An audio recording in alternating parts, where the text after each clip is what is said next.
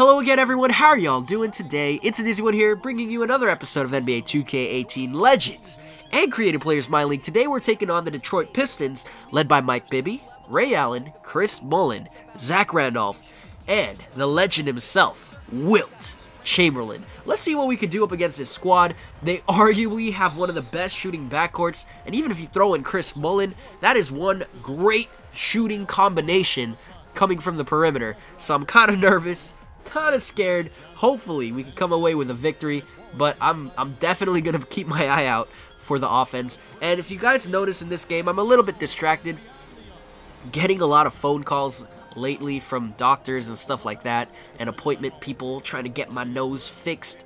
But it's really distracting, especially when you're trying to record a game and yeah, you have to take a call. So sometimes my defense will be off for a little bit, but you know what? We're going to try to get the victory either way. Distractions occur, but you got to play through it. Bibby now passing to Mullin. Allen has the ball in the corner, and Chamberlain's probably going to go for his fadeaways a lot. But, ooh, we got him to pass that ball rather quickly. Nice shot by Mullin. That was a beautiful shot. Zerbo right on him, too. But one thing I love about Ben Wallace is his ability to defend, especially for a small center. He's really short compared to other centers. He's, I think, 3 to 4 inches shorter on average compared to players like Wilt Chamberlain. Yao Ming, I mean, he's like an exception, but centers are usually 7 to 7'2", and Wallace is like 6'8", 6'9", something like that, 6'10" maybe, but one of those three. I know he's a lot shorter than them, so yeah, it's kind of very hard to have a center that's shorter that can defend and rebound well.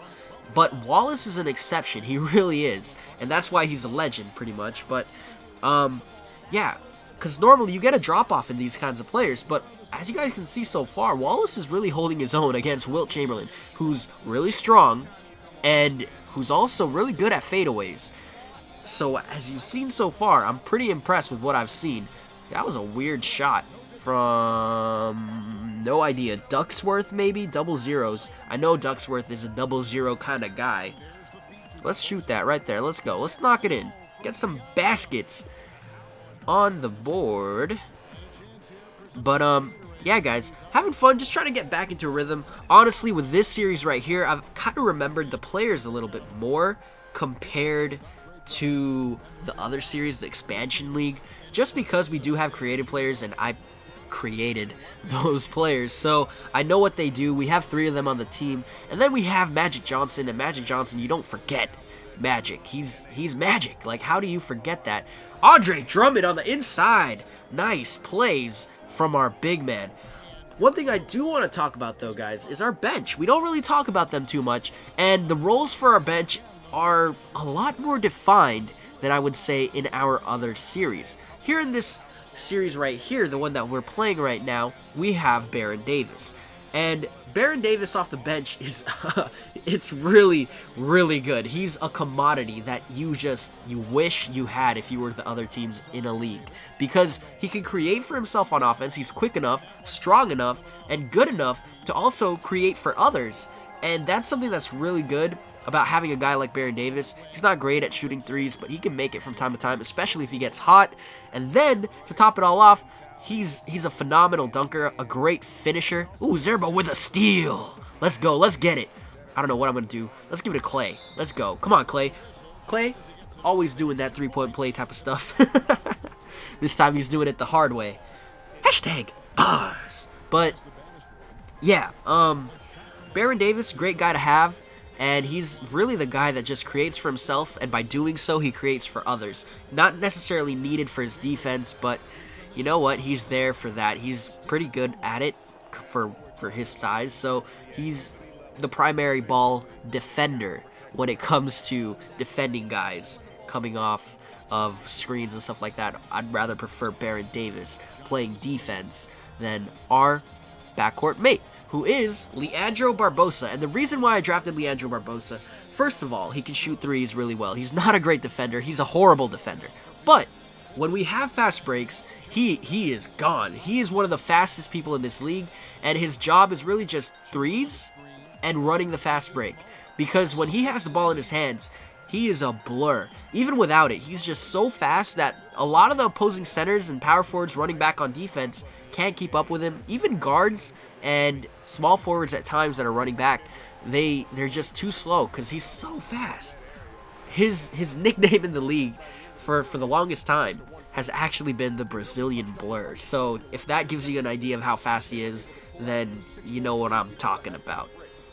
But that's our backcourt right there. Out of the two, Baron Davis, definitely the better defender. He's not great by any means, but he is capable of guarding the 1 and the 2.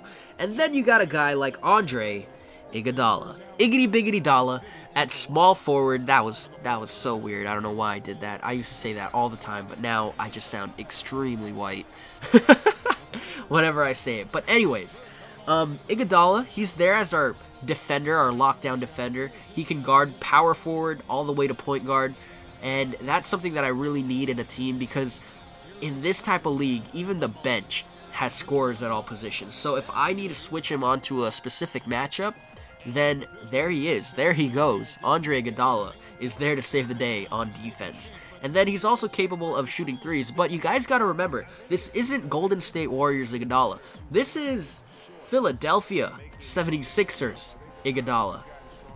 And there's a difference. There's a huge difference. He's more capable on offense, especially on the interior. He's still a great dunker, but he's even greater than he is today at that. And he's just an extremely good finisher on the interior. His mid-range game is somewhat lacking, but his post-up game is pretty good. His fadeaways are kind of almost money most of the time if he has a smaller defender at least. And so, yeah, he's just really good at defense. That's his thing on the team, and it's really defined for him what I want Iguodala to do. And then at power forward, we got Caleb DePogi, and he is our go-to scorer. If Iguodala is the go-to defender, DePogi is the go-to scorer, and he's also a great perimeter defender, so if he gets switched onto a guard, he is just, you don't want that. You do not want that. Down low, though, his defense is not as good, and it's kind of give and take. I wanted to create a player that kind of breaks the mold in terms of what you expect in a power forward, and what I got with DePogi was a guy who can score from the inside to the mid-range, to the post-up, to the three-point line, to the fast break. I got a guy who can just score any which way that you imagine, because normally when you think of a power forward, you think of a guy that's just, he's there at the post all the time. So I wanted a guy that can take you off the dribble and do that sort of thing, and I came up with DePogi. But with that as well, I wanted to make him a little bit different on defense, because defensively, you expect power forwards to guard power forwards. I wanted a guy that might not be good at that, but he can guard the guards. Point guard, shooting guard, small forward, extremely well on the perimeter. And he has like a B+ perimeter defense rating. So what Leandro Barbosa and Baron Davis give up, if they get switched onto DePogi, he makes up for it. And I think that's pretty cool. And then, of course, our big guy right there, making a name for himself just as we speak, Andre Drummond with a tip-in. He is the, how do I put this? He's the enforcer of this team. And just as we need a guy like Iguodala to guard from 1 to 3, we have, or 1 to 4 really, we have a guy like Andre Drummond. The two Andres, would you believe it? And he's just the guy that defends the centers and the power forwards, and he is somewhat capable of switching on to guards, not extremely quick ones, but he can decently do that job. And Iguodala's just, or not Iguodala, Drummond is there for rebounding, defense, and occasional lob presence, and there you go. That's pretty much what I expect from the bench. It's more defined, as I would say, compared to our other team that we're playing right now. And I love how this team works together because they make up for their weaknesses so well. That's the end of the game, guys. Mullen had a great one. Randolph did pretty well. Zerbo with an almost triple-double. Magic Johnson, though, did get it. Thank you guys so much for watching. Hope you guys enjoyed. Make sure to leave a like and subscribe. See you in the next episode. Adios.